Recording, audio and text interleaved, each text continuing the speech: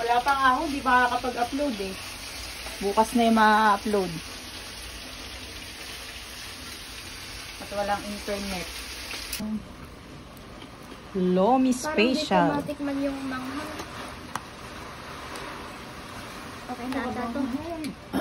Ano di ko nga matikman eh. Yung malasahan. Ay, malasahan. Ah, nainit. Past 9 na, magte-10 na nga, wala pa kaming kuryente. Pero tumigil na yung bagyo. Tumigil na siya. Ano na lang, bumubugso na lang yung hangin, tsaka ambon-ambon. Sira, wala din yung solar namin, hindi namin nagagamit ngayon. Kasi, di ba, bagyo nga. Tapos, ayan, tiis lang kami ni Yuna sa ilaw na flashlight. Pag nalobat na yung flashlight, mga cellphone na lang. Buti na lang marami ako cellphone, 4. Kaya pang flashlight ko na lang yun. Tapos yung cellphone din ni Yuna. Pang flashlight din. Kaya ayan, ganito kami. Kagigising ko nga lang eh.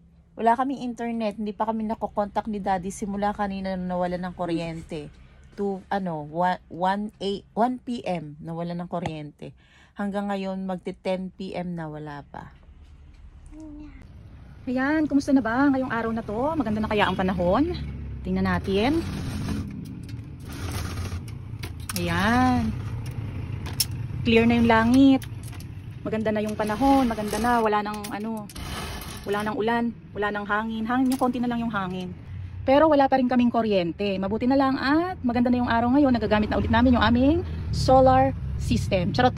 Nagagamit na ulit namin yung aming solar energy. Ayan. Kaya naman meron kaming ilaw at saka electric fan at saka yung aming internet ay gumagana na siya.